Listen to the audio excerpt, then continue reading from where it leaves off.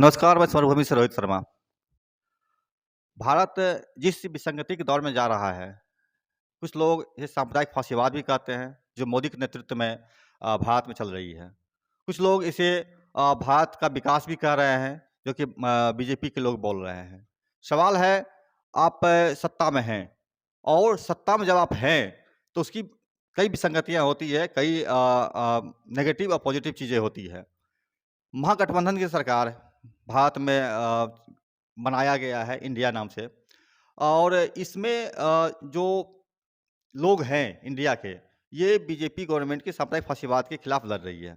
सवाल है, साम्प्रदायिक फासीवाद से कैसे लड़ेंगे आप? किसानों ने आंदोलन किया, नतीजा 3 कृषि बिल वापस तो लिया गया, लेकिन वो पिछले दरवाजे से फिर एंट्री करने की कोशिश की जा रही है, हो रही है। अन्य लोगों ने भी आंदोलन किया। अभी-अभी 4 युवाओं ने संसद में स्मोक फायरिंग किया और इसके बाद की नतीजा भी आप देख पा रहे हैं। कोई ना सुनने वाला है, ना कोई बोलने वाला है, ना कुछ करने वाला है। रोज़गार एक प्रमुख सवाल है, जिस पर वर्तमान गवर्नमेंट की कोई भूमिका नहीं है, कोई उसका दिशा-निर्देश नहीं है, कोई भी इसका विज़न नहीं है। 2 करोड़ रोज़गार देने के आश्वासन के बाद भी 24 का लोकसभा चुनाव सामने है और इसी प्रक्रिया में तमाम लोग जो विक्षुब्ध हैं मोदी सरकार की नीतियों से, साम्प्रदायिक फासीवाद की नीतियों से, वे तमाम लोग इंडिया गठबंधन के तहत गोलबंद हो रहे हैं, कुछ इससे अलग भी हो रहे हैं। हम जानेंगे प्रियदर्शी के माध्यम से कि क्या भविष्य देख पा रहे हैं आप साम्प्रदायिक फासीवादी भाजपा सरकार के और इंडिया गठबंधन के दौर में? और इसमें किसान आंदोलन कहाँ पर टिकता है, कहाँ पर रहता है और आम जनता का प्रतिरोध कहाँ तक जाता है? आइए उनसे मिलते हैं। थोड़ा परिचय मिल जाए दर्शकों को। मेरा नाम है चक्रवर्ती ए प्रियदर्शी। मैं 1974 आंदोलन में स्टूडेंट जीवन में, सामाजिक जीवन में आया और वो मेरी निष्ठा बन गई और शीघ्र ही मैं पढ़ाई पूरा करने के बाद फुल टाइम सोशल एक्टिविस्ट हो गया अपने बूते पर। किसी पॉलिटिकल पार्टी से संबंध नहीं हुआ और जयप्रकाश नारायण ने छात्र युवा संघर्ष वाहिनी बनाई थी, तो छात्र युवा संघर्ष वाहिनी का मैं हूँ। और उसके बाद 30 वर्ष की अवस्था पूरा होने पर हम लोगों ने जन मुक्ति संघर्ष वाहिनी बनाई। 2019 में जब नरेंद्र मोदी सरकार बन गई दोबारा, तब 2019 के बाद जून महीने से मैंने ये मान लिया कि बिहार में एक संसदीय विकल्प बहुत आवश्यक है और 1974 में संसदीय विकल्प बना था, उसका बहुत साल बीत गया, 40 साल से अधिक उस समय बीत गया था। इसलिए मैंने ये संसदीय फ्रंट पर काम करना शुरू किया। जो उसके पहले मैं 5 जिला में काम करता था, 24 जिला में काम करने लगा, लेकिन वो बहुत चैलेंजिंग काम है। तो मेरा नाम यही है और मैं गैर दलीय राजनीति से संसदीय राजनीति की तरफ स्वतंत्र रूप से आया हूँ। एक आरोप जयप्रकाश और लोहिया जी पर लगता है कि इन्होंने भाजपा जैसे सांप्रदायिक दलों से, जनसंघ था उस दौर में, हाथ मिला करके इन्होंने इसको अछूत से सछूत बना दिया। इसमें कितना देखते हैं आप? ये तो आरोप सीपीएम पर भी है और कम्युनिस्ट पार्टियों पर भी है, ठीक है। तो ये तो जयप्रकाश नारायण पर भी विपिन चंद्रा ने सबसे पहले ये लगाया, ठीक है। तो ये आरोप अब आज जो है, आज हम लोग जिनकी मदद से भारतीय जनता पार्टी को हटाएंगे, वो लोग भविष्य में भस्मासुर बन जाएंगे। उनमें लक्षण है पहले से। कोई कांग्रेस एक करप्ट गवर्नेंस की मिसाल देने वाली पार्टी है, तो अब वो बदले हैं, लेकिन पावर में आकर के बदले नहीं रहेंगे, कहीं नहीं बदलते हैं। मध्य प्रदेश में शासन में गए तो वो मतलब उन्होंने गवर्न किया लाइक एनीवन, किसी की तरह वो भ्रष्ट शुरुआत उन्होंने की थी। तो इस तरह से ये राजनीति में संभव का ही आर्ट है राजनीति।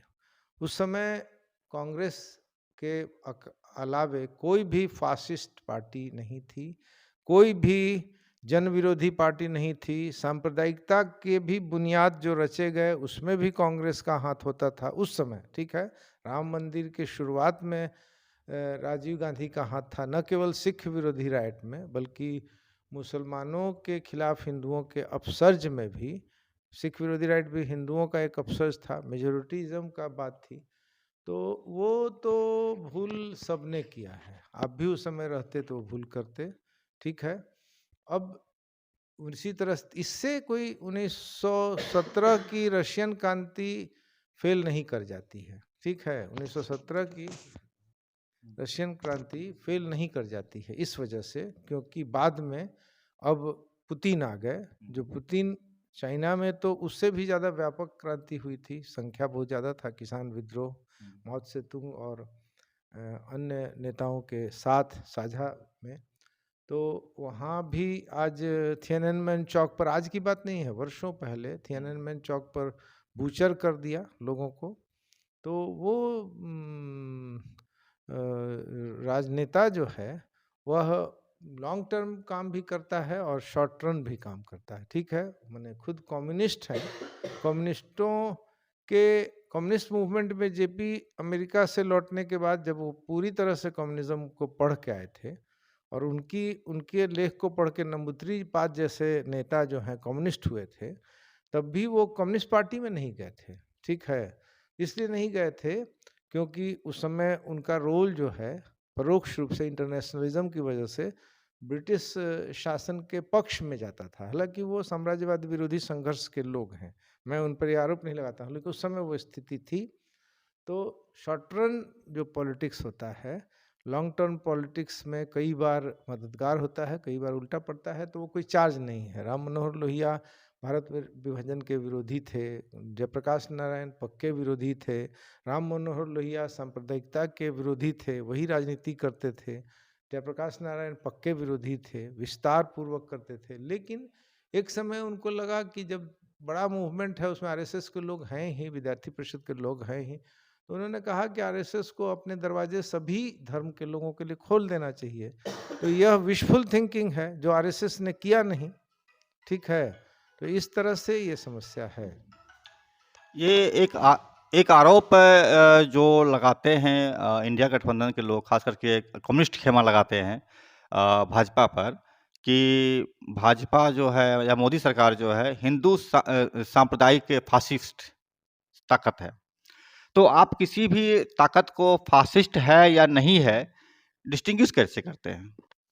देखिए, फासिस्ट शब्द तो उसके विरोध में तो हम नहीं कहेंगे, फासिस्ट होने का आरोप उन पर। मैंने अभी कहा कि कांग्रेस या इंदिरा गांधी फासिस्ट तरीके से एक्ट करती थी और उनका कैंपेन फासिज्म विरोधी था, ठीक है।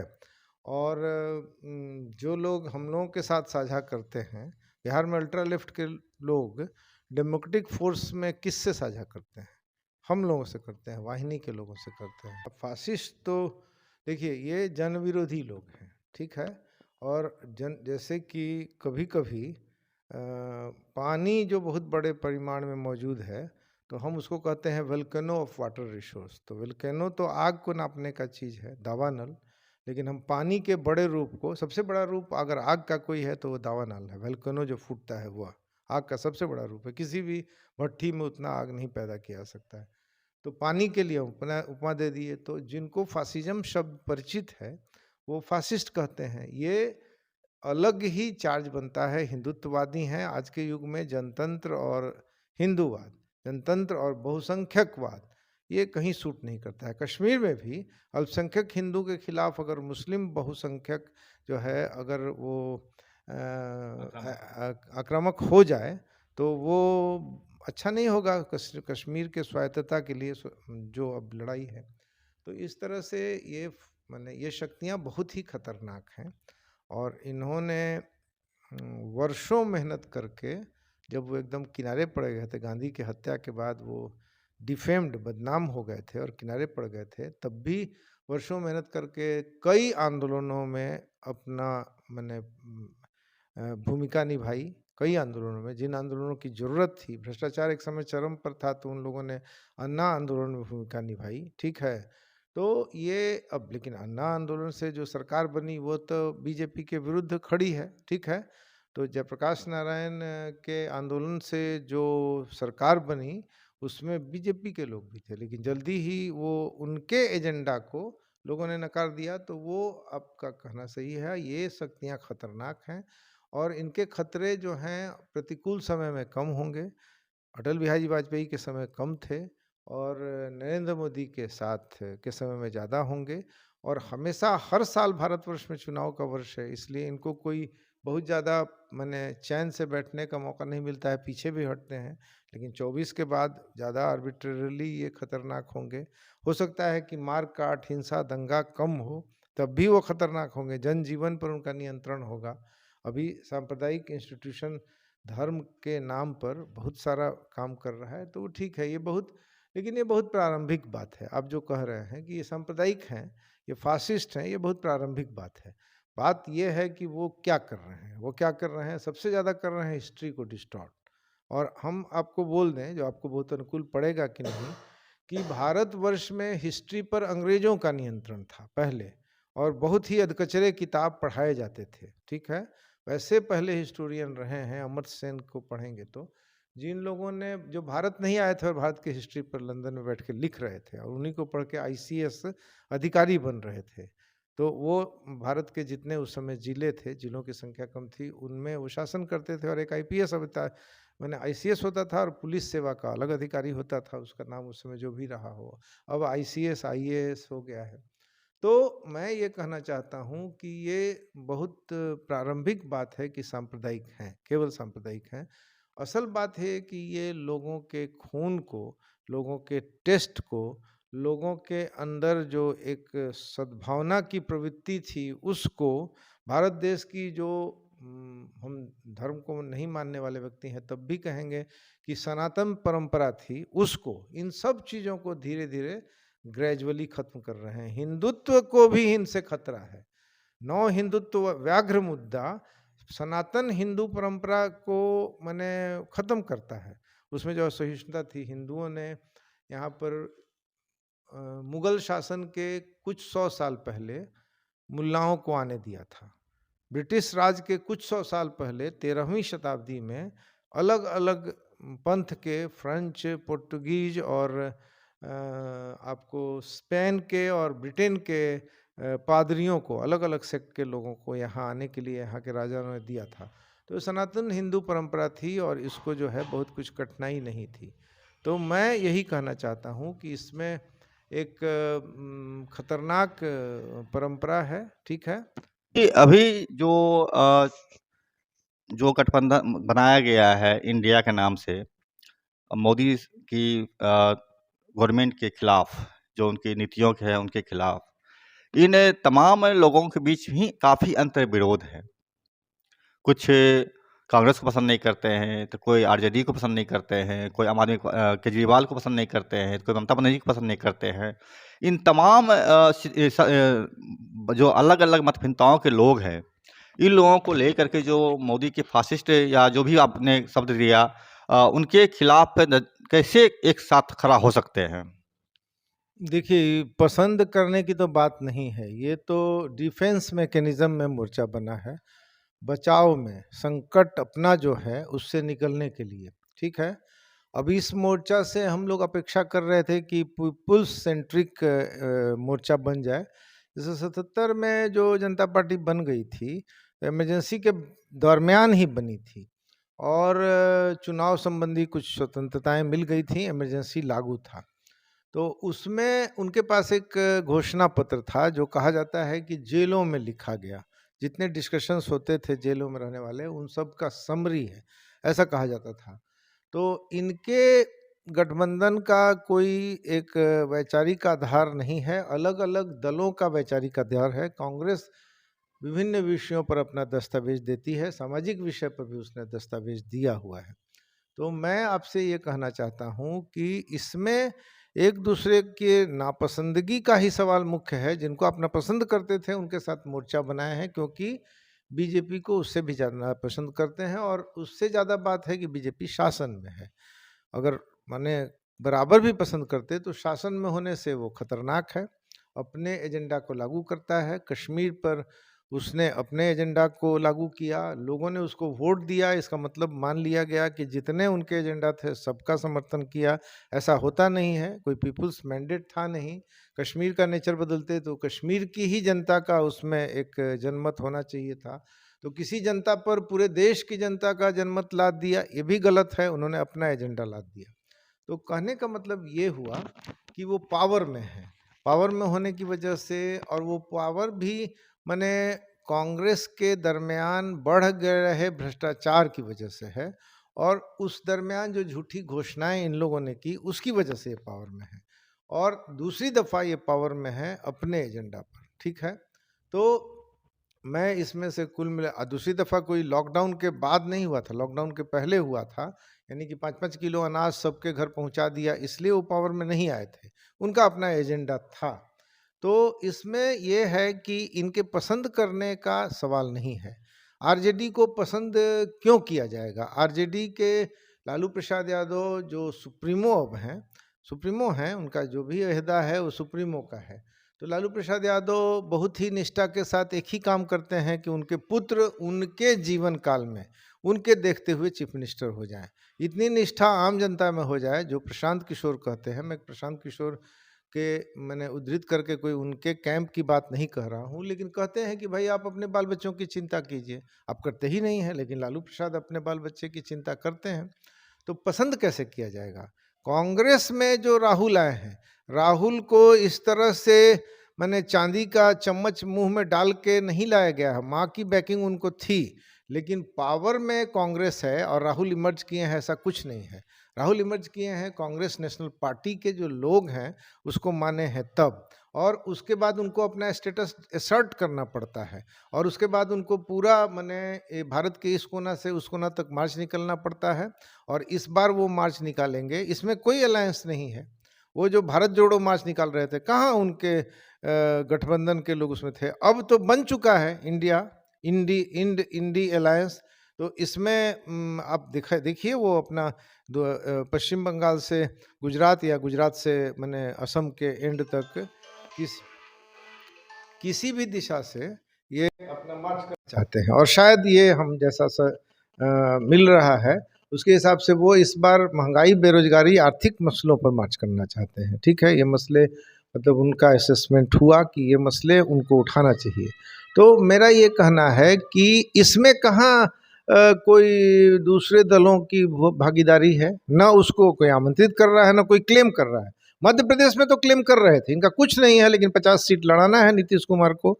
उनका मैंने 30,000 गांव इन्वॉल्व होगा, तब वो बनारस में रैली निकालेंगे 3 लाख की।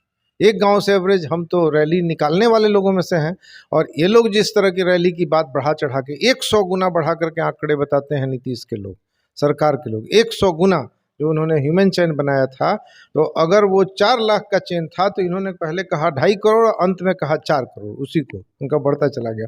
तो इनका मैंने अलायंस के लिए इन्होंने कोई देश को, ये पावर में है, कांग्रेस सिर्फ पावर में नहीं है। कांग्रेस का और वो जो इंडी अलायंस की मीटिंग होती है, तो जब नीतीश बुलाते हैं तो सचमुच डिनर पार्टी होकर रह जाता है। ठीक है, बुला लिए, मेहनत किए, गए, उसका रोल है।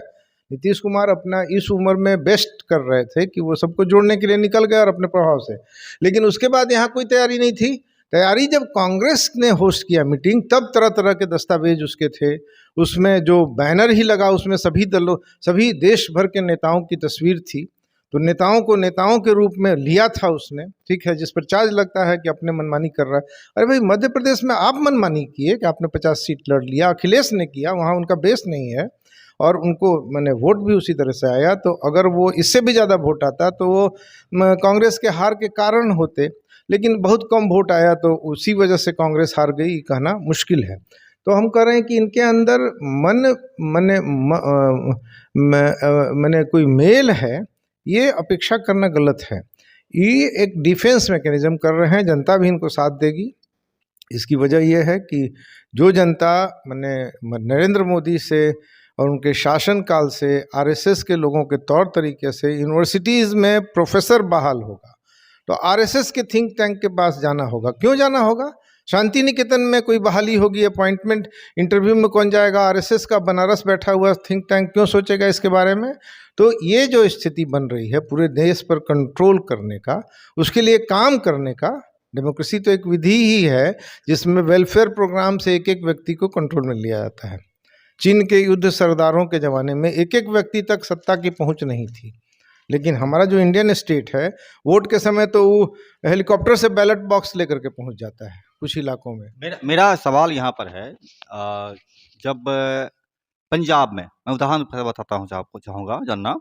पंजाब में जब कांग्रेस चुनाव लड़ती है, भाजपा चुनाव लड़ती है, आम आदमी पार्टी चुनाव लड़ती है, तो भाजपा के लोगों ने बाकायदा कैंपेन किया पंजाब के पीपल्स के बीच में कि आप अगर मुझे नापसंद करते हैं, मुझे वोट नहीं देते हैं, कोई बात नहीं, लेकिन कांग्रेस को वोट दे दीजिएगा।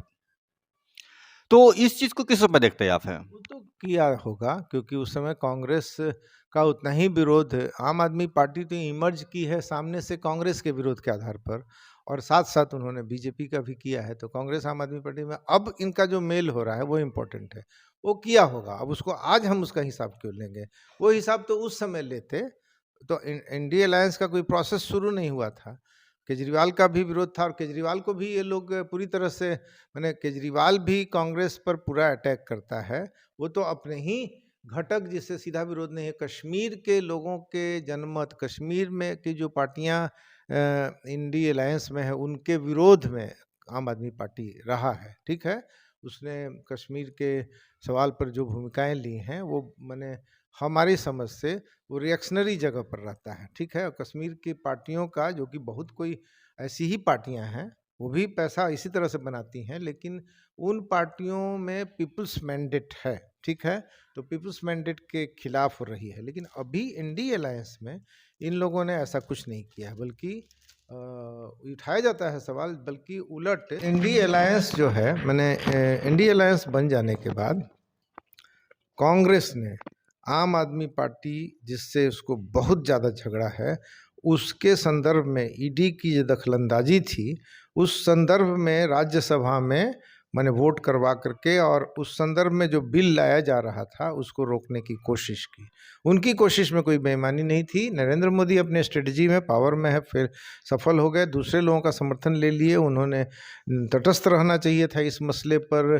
किसी भी राज्य सरकार को केंद्र के इस तरह के बेजा इंटरवेंशन के मसले पर, जो कि दिल्ली के मामले में हो रहा है, तो राज्य सरकार को, जो कि भाजपा में नहीं है, उसको तटस्थ नहीं रहना चाहिए था। तटस्थ बहुत होते, तटस्थ हो जाते, लेकिन उन्होंने उसके विरोध में और भाजपा के पक्ष में वोट दिया, लेकिन कांग्रेस ने कोई कसर नहीं उठाई। तो हम केवल ये कहना चाहते हैं कि पुरानी बातों को छोड़ दीजिए। मैंने तो कहा ही कि ये तो एक दूसरे को नापसंद करने वाले लोग हैं, और ये नापसंद किए जाने लायक लोग हैं। सबका अपना अपना चेहरा जो है, वह दूसरे के बारे में कुछ सही बोल दें, अपने बारे में तो गलत बोलने का है इन सभी पार्टियों का, जो विपक्षी दल है। और ये कंस्ट्रक्टिव पार्टियां भी नहीं है, क्योंकि कांग्रेस जब पावर में जाएगी तो जो काम वो करने वाली है वही काम बीजेपी अगर कर रही है तो उसका ही विरोध करेंगे। समझ गया ना? तो मेरा नेक्स्ट सवाल हो जाएगा, जब आपने कहा कि पुरानी बातें भूल जाएं, अभी महज 6 दिन पहले दिल्ली के नई सेंट्रल विस्टा जो नरेंद्र मोदी सरकार ने बनाई थी संसद, उस संसद में स्मोक फायरिंग किया गया 4 युवाओं द्वारा, और उन लोगों ने रोजगार का मांग किया। इस चीज़ को आप किस रूप में देखते हैं? ठीक है, रोजगार के मांग को लेकर के सिंबॉलिक कोई प्रोग्राम किया जा सकता है, वह भी उतना ही मतलब प्रेरित करने वाला विषय है जितना एक जमाने में भारत की आज़ादी। क्योंकि अब मैं इस क्वेश्चन को थोड़ा विस्तार देना चाहूँगा आपको। रोजगार के सवाल पर 4 युवाओं ने संसद में स्मोक फायरिंग किया, और इसको आप बोलते हैं कि मोदी की नीतियों के खिलाफ प्रोटेस्ट है, राइट? ठीक यही घटना बिहार में लगभग 1000 शिक्षकों ने, जो कि दिव्यांग बच्चों के लिए काम कर रहे, पढ़ा रहे हैं, वो लोग धरना दे रहे हैं। उनका 29वां दिन आज है। तो और उनकी बात को यही इंडिया अलायंस की ताकतें, जो आरजेडी हैं, कांग्रेस हैं या अन्य लोग हैं, ये लोग सुनने को तक को तैयार नहीं हैं। तो इस चीज़ को क्या आपने महसूस कर सकते हैं कि ये भी अजनाक्रोश का शिकार कल होंगे? ये बहुत अच्छा आपका मैंने विषय है जिस पर लगातार आप काम कर रहे हैं, मैंने देखा है और मैं उन लोगों के मांग के समर्थन में हूँ कि पीस मील में किसी किस को वो कुछ राइट दे देते हैं और दूसरे को नहीं देते हैं, कोई इनकी नीति नहीं है। इस तरह के शिक्षक जो कि बहुत कम वेतन पर काम कर रहे हैं, उनको समाहित कर लेना, समायोजित कर लेना या जो शब्द वो इस्तेमाल करते हैं वो कर लेना जिससे उनको वेतनमान मिलने लगे और उनके सेवाओं का एक ये विश्वसनीयता हो जाए और दिव्यांग बच्चों को भी जो पढ़ा रहे हैं उनका तो कंट्रीब्यूशन और है। तो ये निश्चित तौर पर जब इनकी बात नहीं सुनी जाएगी, जैसे कि देश में बेरोजगारों की बात नहीं सुनी जा रही थी, तो कुछ बेरोजगारों ने एक ड्रामेटिक, एक सनसनी फैलाने वाला कार्यक्रम चुना और भगत सिंह का नाम ले लिया। हालांकि भगत सिंह के जो कमिटमेंट है उनके उस प्रोग्राम में जो स्फुरलिंग था वो इनके प्रोग्राम में नहीं है। इन्होंने कहीं ना कहीं अभी शासक वर्ग को ताकत ही दे दिया। भगत सिंह के स्ट्रेटजी से अंग्रेजों ने चाहे लाख उनको टेररिस्ट करने और बदनाम करने की कोशिश की, लेकिन पूरा देश बलिदानी के इस कार्यक्रम के साथ हो गया था। ऐसा इस बार नहीं हुआ। ठीक है, इन लोगों ने कुछ सवाल उठाया, मैं इस तरह के, लेकिन लेकिन लेकिन सवाल है कि वो क्या करता। मैं इनको बहुत गौरवान्वित नहीं भी कर रहा हूँ, लेकिन जब आप सुनेंगे ही नहीं, डेमोक्रेसी में सुना जाना चाहिए, जब सुनेंगे ही नहीं तो वैसी स्थिति में कोई किसी तरह का एक्ट कर सकता है। ठीक है, इन लोगों ने सुरक्षा व्यवस्था को एक्सपोज कर दिया। अब ये सब हम नहीं कहेंगे, सुरक्षा व्यवस्था आज कड़ी कर दी जाएगी तो वो एंटी पीपुल एक्ट होगा, कल भी फिर एक्सपोज कर दिया जाएगा। जब भी ये लोग कड़ा करते हैं उसमें लकुना होता है, क्योंकि ये कोई मैंने कमिटेड लोग नहीं हैं, ये वेतनभोगी लोग हैं। ठीक है, और उनके नाम पर बजट तो बहुत बढ़ जाएंगे। तो इन लोगों ने तो इंडियन स्टेट को और मजबूत कर दिया परोक्ष रूप से। ठीक है, तो ये तो बाई प्रोडक्ट होता है जब आप चैलेंज करेंगे। तो उनके प्रोग्राम में जो भी मिशन डाला गया उतना कुछ मिशन मेरे दिमाग में रिफ्लेक्ट नहीं होता है उनके एक्शन से। ठीक है, वो जो स्मोक किया उन्होंने तो कलर, मेरा स्मोक सवाल नहीं, मेरा सवाल सीधा आपसे है। जब रोजगार के सवाल पर युवाओं ने मोदी सरकार के खिलाफ एक्शन लिया, तो इंडिया गठबंधन के जो जुड़े हुए दल हैं, जिसकी सरकार बिहार में चल रही है, तो इन्होंने रोजगार के सवाल को भी इन्होंने अनसुना कर रहे हैं। ये दिव्यांग शिक्षकों की बात नहीं मान रहे हैं ये। तो क्या इसको हम आपसे सहमत हैं कि रोजगार के सवाल को एड्रेस नहीं कर रहे हैं। ठीक है, हम कैसे इससे असम, लेकिन वैसे आप देख लीजिए कि बिहार सरकार की अभी प्रतिष्ठा है रोजगार देने के मामले में। उत्तर प्रदेश के जो बॉर्डर के इलाके के लड़के हैं, मैं जानता हूं, इसलिए जो बात मेरे खिलाफ जाएगा वो भी मैं कहूंगा। तो मैं बहुत कंफर्टेबल हूं। गैर भाजपा शासन के काम के बारे में अगर प्रशंसा कर रहे हैं तो मुझे अच्छा लग रहा है। ठीक है, लेकिन ये रोजगार के प्रति इनका कोई कमिटमेंट नहीं है, ड्रामा है। तेजस्वी ने रोजगार की बात कही थी, कैसे पहले दिन वो 10 लाख नौकरी पर साइन कर देते, उनके पास कोई स्ट्रेटजी नहीं थी। अगर होती तो इसमें से कुछ पूरा करते। खुद हेल्थ डिपार्टमेंट में उन्होंने जो, शिक्षा विभाग तो आगे आगे चल रहा है और बहालियां कुछ कर रहा है। ठीक है, तो ये लोग रोजगार के सवाल को मजाक बना रहे हैं, नहीं दे रहे हैं। और रोजगार का सवाल केवल वो दिव्यांग पढ़ाने वाले माने शिक्षकों से निर्धारित नहीं होगा। यहाँ से 1 करोड़ लोग माइग्रेट करते हैं, उनके लिए बिहार में रोजगार का अवसर पड़ना, जो पहला वादा था नीतीश का, आने के 1 साल के अंदर किसी बड़े आयोजन में उन्हें स्पष्टता से कहा था कि कोई मजबूरन बाहर नहीं जाएगा। अर्थात जाने की स्वतंत्रता है रोजगार के लिए, तरक्की करने की स्वतंत्रता है, वो सरकार नहीं रोक सकती है। तो ये बात सही है कि रोजगार के सवाल पर, तो इसमें माने भारत की कौन सी सरकार है जो रोजगार देने के सवाल पर माने भारतीय जनता पार्टी के खिलाफ पंक्ति में खड़ी है? उनको बेरोजगारों के पक्ष में खड़ा होना और सरकार में है, तो सरकार में तो एक ही तरीका है कि बेरोजगारों को या तो रोजगार दीजिए या रोजगार का अवसर दीजिए। बिहार में इन लोगों के साथ जो हुआ उससे ज़्यादा हुआ कि यहाँ पर 2-2 हजार लोगों को लॉटरी लगा करके 10 लाख रुपए का लोन दिया, जो कि अगर वो नौकरी देते हैं उनको, दो यानी कि कुल 8,000 लोगों को उन्होंने ये दिया। जो रिजल्ट आया था 60,000, 60-65,000 लोगों ने स्क्रूटनी के द्वारा स्व उद्यम के लिए जो इनका मांग था आवेदन दिया। तो जिनकी स्क्रूटनी हो गई वो आवेदन के लायक थे, अब उनको रोजगार देते, वो अपना 1/3 जब लगा लेते तब फिर आप पैसा देते, ऐसा वो तरीका है उसका। 10 लाख देते, 5 लाख माफ करते। तो उसमें अगर 60,000 लोगों को देते तो 1 लाख 1,80,000 लोगों को 3 रोजगार एक उद्यम से पैदा होता, मेरा जो अनुमान है कम से कम। जो छोटे-छोटे उद्यम थे 10 लाख के। तो इन लोगों ने माने छोटे इंडस्ट्री को सपोर्ट नहीं किया। रोजगार तो ये जितना कह रहे हैं उतना को दे नहीं सकेंगे, समझ गए ना? ये वेतन सरकार में, और मैं कोई बहुत नहीं चाहता हूँ कि सब लोगों को सरकार में नौकरी मिल जाए, लेकिन जो नौकरियां हैं उसमें प्रोपोर्शनेट हो, कम मैंने दलितों को भी मिले, वो पिछड़ी जातियों को भी मिले, महिलाओं को मिले, इसका मैं समर्थक हूँ।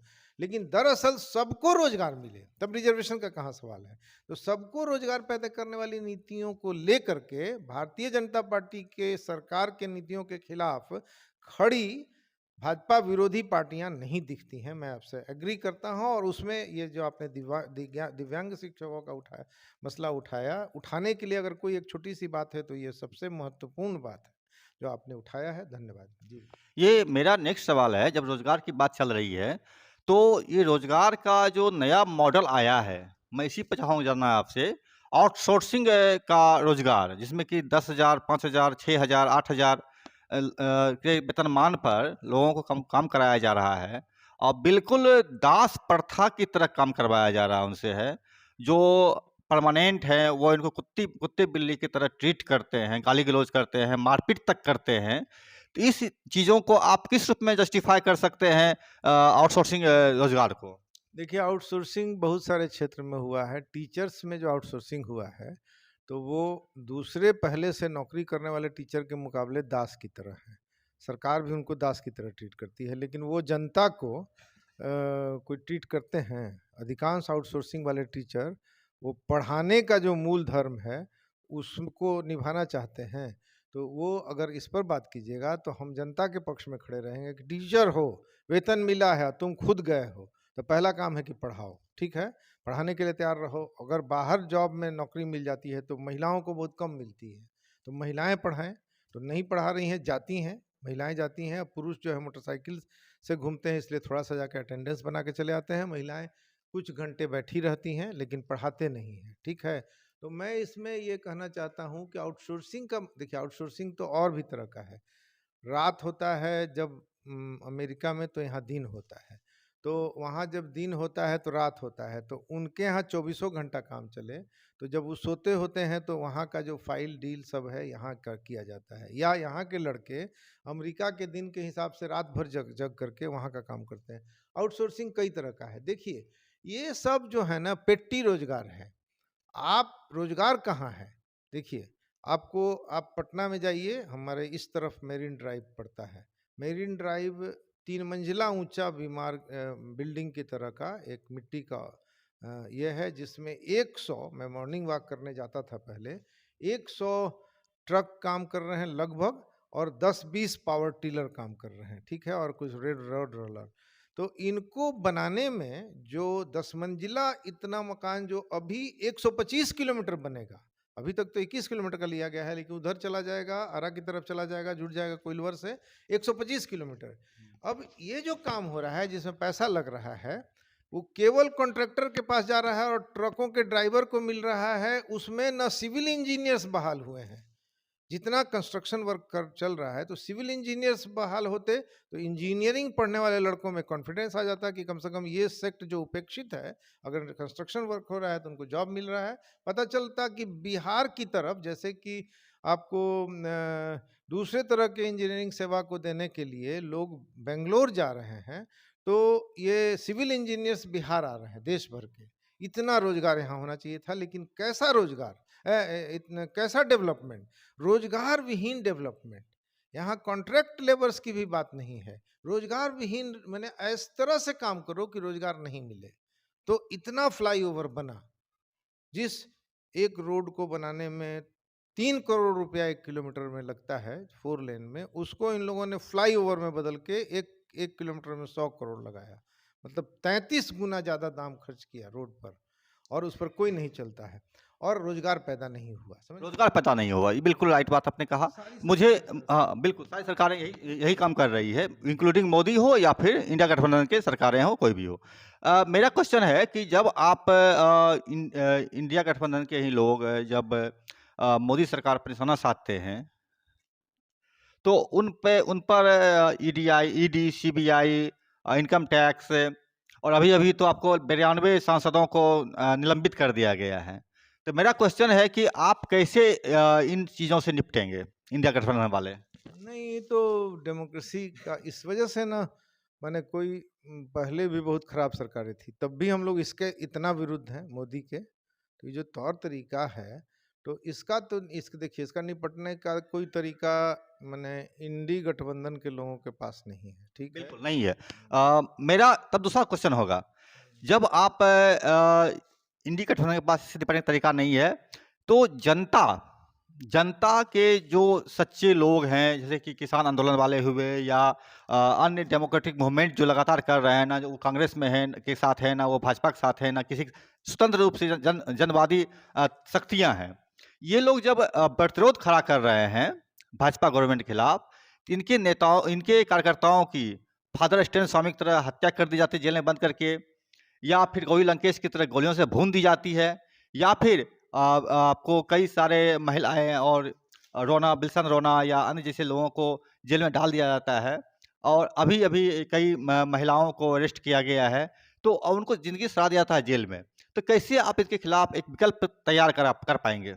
नहीं, इंडी के लिए संभव नहीं है, लेकिन विकल्प तो संभव है। देखिए, ये राजतंत्र रहता तो पहले हम लड़ते कि यहाँ जनतंत्र आए, ठीक है? अब जनतंत्र है, तो जनतंत्र में अपने को करेक्ट करने का in itself, in within major है। जनतंत्र को कई दफ़ा, जिनको आप अंग्रेजी में डेमोक्रेसी होता है, हिंदी में आप जनतंत्र नहीं बोल के जनवाद बोल रहे हैं।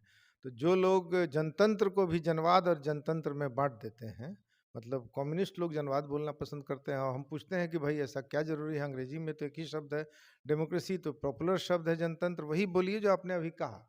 मैं ये कहना चाहता हूँ कि ये जो एक मैकेनिज्म कि यहाँ जनतंत्र है और जनतंत्र अधूरा है, लेकिन ये धनतंत्र से जनतंत्र नहीं बना है भारत का, ये ध्यान रखिएगा। ब्रिटेन में पहले धन के आधार पर वोटिंग राइट था और अनेक देशों में धीरे धीरे आया। महिलाओं को वोटिंग राइट तब तक नहीं था ब्रिटेन में, जब तक भारत के नेशनल कांग्रेस ने तय कर लिया था कि आज़ाद भारत एडल्ट फ्रेंचाइज पर स्त्री पुरुषों के और दलित और सवर्णों के, गरीब अमीरों के, सब के बराबर के मताधिकार पर चलेगा, ठीक है? तो इंडिया में महिलाओं को वोटिंग राइट मिल गया था, लेकिन ब्रिटेन में मैंने मिल गया नहीं था, हम तो हमारा शासन ही नहीं था, मिलना तय हो गया था और पहले दिन से यहाँ जनतंत्र स्थापित हुआ, ठीक है? कोई दूसरा डायलेमा नहीं रहा और आज तक वो है, जितना जनतंत्र है, ठीक है? तो हम केवल ये कहना चाहते हैं कि ये जनतंत्र जो है अपने अंदर भी मैकेनिज्म रखता है, तो ये नरेंद्र मोदी को पता नहीं चलेगा। और नरेंद्र मोदी, मैंने यही नरेंद्र मोदी जो आपकी भी शक्ति लेकर के बलवान हो जाते हैं, यही नरेंद्र मोदी अपनी भी शक्ति व्यक्त नहीं कर पाएंगे और खेत खाएंगे, मारे जाएंगे। मैंने हत्या की बात नहीं कह रहे हैं, वो मैदान में पराजित हो जाएंगे और बहुत आसानी से पराजित हो जाएंगे, उसके लिए कोई बहुत वार नहीं होगा। अब उसमें लोगों का रोल है, जो आप इशारा कर रहे थे। किसान आंदोलन ने तो ये साबित किया कि वो एकजुट हैं, जिनको सबसे ज़्यादा मैंने क्या बटा हुआ वर्ग कहा जाता था, किसान का अपना कोई मूवमेंट नहीं है, उसी ने सबसे ज़्यादा एकजुटता का प्रदर्शन किया पिछले वर्षों में, और स्टेट को पीछे जाने के लिए, दो लोगों ने स्टेट को पीछे जाने के लिए मजबूर किया था। एक तो विस्थापितों ने पिछली सरकार में 2014 से 19 में विस्थापन पुनर्वास नीति जो बदल रहे थे मोदी, उनको वापस लेना पड़ा और इस बार किसानों ने वापस लिया, ठीक है? अब बहुत बहुत ही महान क्रांति, प्रेरक क्रांति रशिया सफल हुई, आज बुरी हो गई है।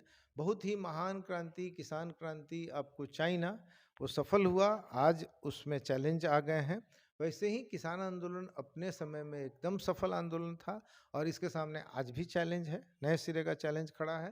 तो इसलिए चैलेंज बना रहेगा तो लड़ाई जारी रहेगी और नरेंद्र मोदी किसी दिन परास्त होंगे। ये कोई मैं मतलब ईश्वरवादी भविष्यवाणी नहीं कर रहा हूँ, ये डेमोक्रेसी का नियम है कि इसको, इसके एनिमीज विदिन होते हैं और इसका करेक्टिव मेजर्स विदिन होता है। इसलिए दूसरे व्यवस्था से, यहाँ तक कि कम्युनिस्ट डिक्टेटरशिप से भी अब माने डेमोक्रेसी अवश्य रहे, इसकी मांग होने लगी है, ठीक है? तो हम डेमोक्रेसी को मानते हैं और जनता के एस्पिरेशन को। एस्पिरेशन नहीं रहेगा तो डेमोक्रेसी जो है रिएक्शनरी लोगों के लिए काम करेगी, ठीक है? यही बात। एक एक कहा जाता है कि बहुत बड़े अंतर्राष्ट्रीय लीडर थे स्टालिन, उन्होंने एक बयान दिया था कि फासिस्टों से बहस नहीं की जा सकती, उसे केवल खत्म किया जाता है।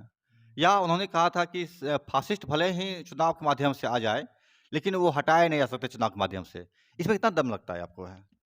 ठीक है, तो वो माने फ़ासिस्ट एज़ सच जैसे फ़ासिस्ट से लेनिन का मुकाबला हुआ था, तो उसमें स्टालिन का। सॉरी स्टालिन सीधे खड़े हुए थे। उस दौर में जब स्टालिन थे लेनिन के बाद, तब ही जर्मनी के बारे में रशिया ने एक स्टैंड बनाया अंतिम तौर पर। तो ठीक ही आप कर रहे हैं, स्टालिन।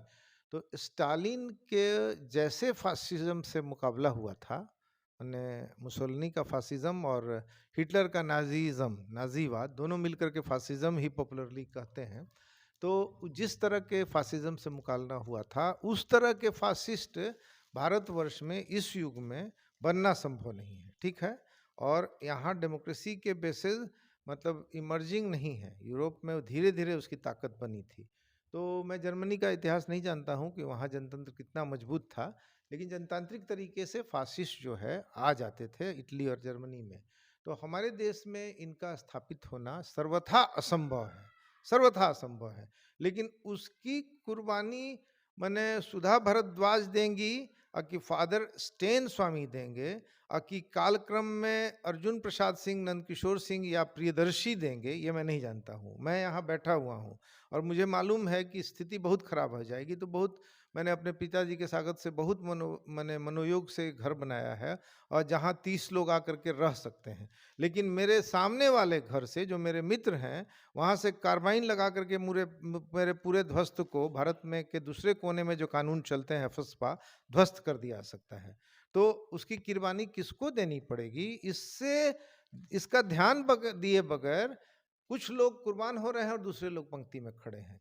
तो इस तरह का देश जहां कुर्बानी की कोई डर नहीं है, पॉलिटिकल मूवमेंट में नरेंद्र मोदी का कोई बहुत कम डर है, तो वैसी स्थिति में इस देश में नरेंद्र मोदी काबिज नहीं हो सकते हैं स्थायी तौर पर आपको। और जो कहा गया एक कवि के द्वारा, अब तो उस समय लागू नहीं हुआ, कि बहुत हुआ 1814 से 1819 वर्ल्ड वार, 19 ने बल्कि 18 में ही हुआ था। तो 1914 से 1919 बस हुआ, इसके बाद आप नहीं आएंगे। तो आ तो गए, लेकिन 1924 में, और आप इससे मत घबराइए कि मध्य प्रदेश में इस बार 3 राज्यों में कांग्रेस हार गई है। पिछली बार 3 राज्यों में भाजपा हार गई थी, लेकिन पार्लियामेंट्री इलेक्शन में भाजपा बहुत मजबूत हो गई। तो ये 3 राज्यों में हार गए, ये तो इनके लिए एक सबक भी है कि पार्लियामेंट्री इलेक्शन में अपनी सारी भूलों को सुधार करके वे खड़ा हो जाएं और वो बौराए फिरें और खत्म हो जाए, ये भी संभव है। ये जो चुनाव की बात जब चल रही है, तो मैं चाहूँगा कि इस पर भी ध्यान दें आप कि ईवीएम का फैक्टर कितना लगता है आपको चुनाव में भूमिका निभाता है? देखिए, अब उसमें हम किसी को कोट नहीं कर सकते हैं। जब सीरियस चर्चा होती है, तो बहुत लोग बैठते हैं, और जो जानकार लोग हैं, वो लोग भी बैठते हैं, हम लोगों के साथ बैठते हैं, हम लोग उनके यहाँ बैठते हैं। तो वो अपना आकलन करते हैं कि ईवीएम पर एब्सोल्यूट कंट्रोल, पूरी ब्यूरोक्रेसी पर उनका एब्सोल्यूट कंट्रोल हो जाएगा तब होगा। तो ईवीएम पर कंट्रोल उन कर लेते होंगे, ठीक है। हम मान रहे हैं कि इसी में आपको जीतना है, इसी में आप आंध्र प्रदेश में जीते हैं, इसी में कर्नाटक में जीते हैं, इसी में पश्चिम बंगाल में जीते हैं। तो ये फैक्टर रहेगा।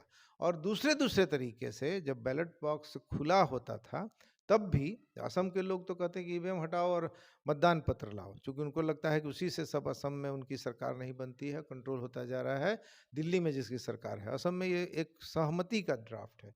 तो हम केवल कह रहे हैं कि ईवीएम फैक्टर हो सकता है, कोई प्रमाणित हम लोग नहीं कर पाए हैं, ठीक है। अभी कोई बोल रहा था, अब उस पर हम ध्यान दे सकते हैं, लेकिन उसके पीछे पीछे नहीं चल सकते हैं कि जहां रिजल्ट 2 दिन के बाद हो गया चुनाव के, वहां जीत गए विपक्ष, और जहां 10 दिन बाद हुआ वहां जीत गया सत्ता पक्ष। तो ईवीएम को कंट्रोल किया, लेकिन जहां सत्ता पक्ष बीत गया, वहां पर राज्य में, जो कि राज्य मिशनरी पर तो आपको विपक्ष था, कांग्रेस था आपको छत्तीसगढ़ में, ठीक है, और राजस्थान में। तो ईवीएम फैक्टर अगर अकेले तय कर देगा, तो ईवीएम फैक्टर पर एब्सोल्यूट कंट्रोल केंद्र सरकार का होगा, ऐसा नहीं है, ठीक है। तो ईवीएम फैक्टर को हम 50-50 मैंने चांस देते हैं। हाँ, तो मेरा इसमें लेकिन ईवीएम फैक्टर होते हुए भी बंधु, उसी में जीतना है, समझे ना? अभी आपको 38% कर देने से आप जीत जाने वाले हैं। ठीक है, यहाँ कोई 51% की नहीं लड़ाई चल रही है। तो भाजपा जो है 38% कर दे रही है और इनका भी 38% रह रहा है, वो जीत जा रहे हैं, ठीक है? तो ये जो फर्स्ट पास्ट द पोस्ट प्रणाली है, उसमें आपको अपना वोट शेयर बढ़ाना है, प्रोपोर्शनेट रिप्रेजेंटेशन प्रणाली नहीं है, यहाँ पर। मेरा इसी से जुड़ा हुआ सवाल है। जब पंचायत चुनाव होता है, मुखिया, सरपंच, तो आज वोटिंग हुआ और शाम होते-होते रिजल्ट मिल जाता है आपको। भाई आप जीत गए, आप हार गए, आप जीत गए, आप हार गए। आपके तो ईवीएम लाने का उद्देश्य ही था कि रिजल्ट फास्ट मिले। तो जब आप ईवीएम लाते हैं, ये चुनाव होता है, तो इसके 10 दिन के बाद, कहीं 20 दिन के बाद काउंटिंग होता है। तो ये काउंटिंग का पीरियड जो होता है, इसमें आपको ईवीएम की चोरी होने का, ईवीएम बदलने का, ईवीएम में ट्रांसपोर्ट करने का, इधर-उधर करने का एक गुंजाइश बन जाता है और कई जगह पकड़े भी गए हैं इस तरह के कार्य करते हुए। तो क्या नहीं लगता है कि आपको कि ये माँग होनी चाहिए कि सुबह से शाम तक इलेक्शन हुआ और इलेक्शन खत्म होने के तुरंत बाद, 1 घंटे बाद, आधे घंटे बाद, 2 घंटे बाद आप रिज़ल्ट आउट कर दीजिए। तो क्या इस माँग को उठाया जाना चाहिए? नहीं, वो माँग तो हम इसके माने पक्ष में होंगे और हम ऐसा नहीं मानते हैं कि इस माँग से चुनाव सुधार के जितने भी मेजर थे, जो जयप्रकाश नारायण ने 74 में दिए थे, ठीक है? और जयप्रकाश नारायण ने एक कमिटी बनाई थी, तो तारकुंडे उसके ड्राफ्ट पर्सन थे, संथानम थे उसमें। तो वो सब अब लागू हैं और सेशन के समय एक बात उसमें से नहीं लागू था कि तीनों आयुक्तों का मान बराबर होगा। जैसे कि सुप्रीम कोर्ट में 5 जज बैठते हैं तो चीफ जस्टिस और पाँचों का मान बराबर होता है। तो ऐसी प्रणाली की बात नहीं हुई थी सेशन के समय ही ये हो गया। ठीक है, लेकिन हम केवल ये कहना चाहते हैं कि सेशन के समय चुनाव सुधार आया क्योंकि सेशन में आवेग था और दूसरे जब सरकार जान गई, माने सत्ता पक्ष जान गया, तो दूसरे चुनाव आयुक्त के समय चुनाव आयोग तो भूमिका नहीं ले पाता है, ठीक है? क्योंकि चुनना सरकार को है, तो ईवीएम को करप्ट करने के लिए सत्ता पक्ष का रोल होता है, लेकिन राज्यों में एक ही सत्ता पक्ष नहीं है। तो ईवीएम की मैंने आप जो मांग करने की बात कह रहे हैं कि चुनाव नतीजा तुरंत आ जाए, तो टेक्नीशियंस बताएंगे। हैक करना है तो एक दिन में ही हैक हो सकता है। छत्तीसगढ़ में चुनाव हुआ, दिल्ली वाला हैक कैसे करेगा? अगर हैक कर सकता है तो उसको इतना दिन कैसे लगेगा? तो हम इसमें तो सामान्य लॉजिक देंगे ना, मांग होनी चाहिए, लोग मांग कर रहे हैं, ठीक है? और ऐसे भी चुनाव परिणाम अब होता क्या है कि अलग अलग राज्यों में 5 राज्य का एक साथ चुनाव हुआ, नतीजा एक साथ लाना है। अब कुछ राज्य ऐसे हैं जो 7 टर्म में चुनाव कराना है, वहाँ की चैलेंजिंग स्थिति है। और कुछ राज्य हैं, बड़े ही राज्य हैं और एक ही टर्म में हो जाते हैं। इससे ये सब विसंगति हो रही है। इन सब मांगों से अंत में ब्यूरोक्रेसी मजबूत होगी। चुनाव प्रणाली में जो निर्दलीय लड़ने चला जाए, ईमानदारी उसको पता चल जाएगा कि ब्यूरोक्रेसी को चुनाव सुधारों के नाम पर कितना पावर मिल गया है। हमारा कैंपेन में जाना मुश्किल हो जाता है। हम निर्दलीय उम्मीदवारों को लड़ने में मददगार हुए हैं। दूसरे जो पावर के लोग हैं उनको प्रणाली से ही जितनी सहूलियत मिलती है उतनी ही मतलब दुर्गमताएं पैदा करता है ब्यूरोक्रेसी, समझ गया ना? तो चुनाव सुधार के संदर्भ में एक और मांग हो, एक और मांग हो, एक और मांग हो, उसमें मेरी कम दिलचस्पी है। मेरी दिलचस्पी है वही पीपुल वाली जो आप पहले कह रहे थे। ठीक है। मेरा मेरा एक संभवतः अंतिम सवाल होगा, लेकिन हो सकता है आगे भी बढ़ जाए। ये भारत में 2 सरकार काम कर रही है। एक सरकार आपको जो संसद प्रणाली से चुन के आती है, जिसे भारत सरकार बोलते हैं, और दूसरी सरकार एक है जनताना सरकार, जो सीपीआई माओवादी लोग इसको डील कर रहे हैं, लीड कर रहे हैं, चला रहे हैं। दोनों के पास अपनी फौज है, अपनी सरकार है, अपनी न्याय व्यवस्था है, अपनी तमाम तंत्र बने हुए हैं। मेरा कहना है दोनों की लड़ाई के बीच में रिजल्ट क्या होगा?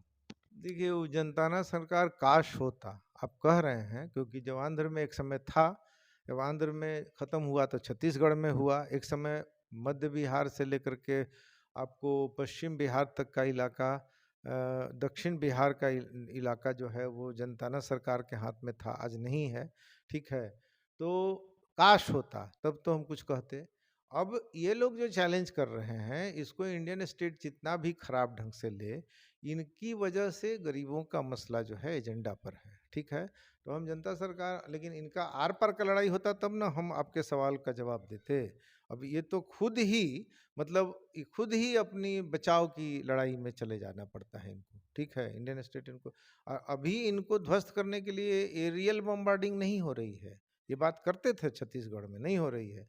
तो इंडियन सरकार के पास ऐसी शक्तियों से निपटने के लिए जितना आर्बिट्ररी पावर है, उसमें तो इनका उनसे मुकाबला करते रहना संभव नहीं है। लेकिन जनताना सरकार जिसको आप कहते हैं, उसको मुझे जो देखना है, अगर मैं स्टेट में जाऊंगा तो सबसे पहले इनके डेमोक्रेटिक राइट को मैं बहाल करूंगा, इनके विरोध के बात को विरोध करूंगा। और ये बात उठाते हुए वो मैंने आर्म हथियार के रास्ते पर चले जाते हैं, उन बातों को मानना शुरू करूंगा। शुरुआत तो बिहार में तो ये जो अल्ट्रा लेफ्ट के लोग हैं वो क्या मांग करते हैं, जो भारत के कानून की बातें हैं, वो बिहार में लैंड रिफॉर्म के जो कानून है उससे ज़्यादा तो वो ये मांग नहीं रहे हैं अभी भी। विनोद मिश्रा इसको साफ साफ बोलते थे कि हमारा तो मांग बहुत है, लेकिन हम तो लड़ाई लड़ रहे हैं उसी पर जो आपका संविधान कहता है। तो इनकी बातों को सब, कर्पूरी ठाकुर ने इन लोगों को एक साथ सबको रिहा कर दिया था। मानवाधिकार के वो पुरोधा व्यक्ति थे, सबको रिहा कर दिया था। मैं उस समय स्टूडेंट मूवमेंट में जेल में गया था और मुझे किसी लीडर ने कहा था कि भागने में मदद करो, और मैं मानता था कि इसको भी बाहर रहना चाहिए। ये वैचारिक आदमी है, लीडर है, हमसे सीनियर है, तो ये केवल नक्सल मूवमेंट में है तो अंदर रहेगा, मैं मानता था।